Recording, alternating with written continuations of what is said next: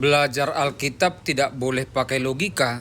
Komentar abang ini dilatar belakangi oleh video saya yang membantah seorang pendeta yang mengatakan bahwa Alkitab tidak mengajarkan Bunda Maria ada di sorga. Begini abangku, seperti yang saya sudah katakan, di Bible itu tidak ada tertulis manusia punya otak.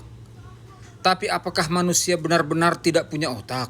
Kemudian abangku, kalau kita tidak bisa pakai logika, bagaimana kita bisa tahu kalau kita diselamatkan oleh Yesus? Kan Alkitab tidak pernah menuliskan nama-nama kita secara eksplisit untuk masuk surga. Jadi kalau abang sendiri yakin abang masuk surga karena Yesus, walaupun di dalam Alkitab tidak tertulis nama abang, kenapa abang ragu bahwa Bunda Maria itu juga ada di surga? Padahal di video saya sudah jelas loh, saya bikin dalil ya.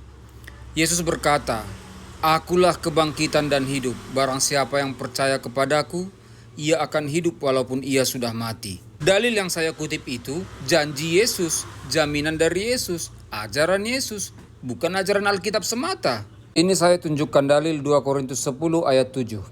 Tengoklah yang nyata di depan mata kamu.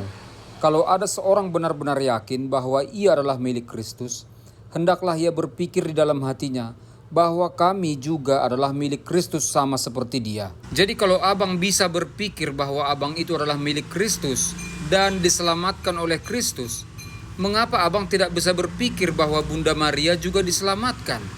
Karena sudah jelas Bunda Maria itu benar-benar milik Kristus. Kita sendiri sebagai orang berdosa, kita yakin bahwa kita ini milik Kristus. Lah, masa Bunda Maria yang tidak punya dosa tidak kita yakinin bahwa dia itu milik Kristus juga? Dalil berikutnya yang saya tunjukkan di Matius 22 ayat 32.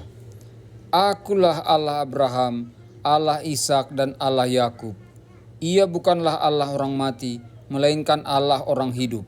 Ayat yang barusan saya kutip itu adalah ayat yang dikutip oleh Yesus dari kitab suci, yang mana Sang Allah mengatakan bahwa ia adalah Allah Abraham, Allah Ishak dan Allah Yakub. Nah, kita sama-sama tahu Abraham, Ishak dan Yakub itu adalah orang-orang yang sudah meninggal dunia.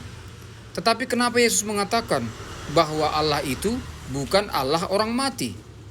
Ya karena Abraham, Ishak dan Yakub itu masih hidup.